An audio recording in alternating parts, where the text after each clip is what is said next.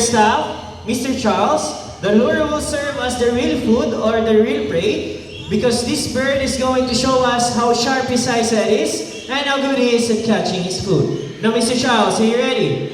Alright, now ladies and gentlemen, keep your eyes alert for our Philippine Hawk Eagle named Hunter.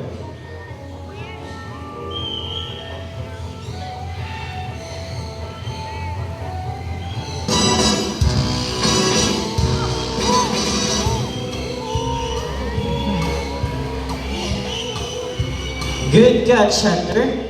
Now we are here again, Mr. Romnek. He has the real food or the real prey because Hunter will not let go of the lure without an exchange. Malagot yun. And as you can see, Mr. Romnek here is wearing a thick gloves that protects himself from the sharp talons of the bird. Now this bird is under the red list of IUCN as endangered species threatened by habitat loss.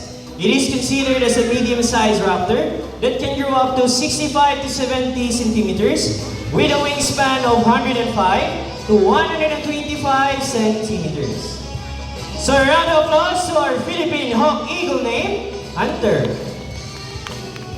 So from the medium size of raptors, let's proceed to the largest birds of prey we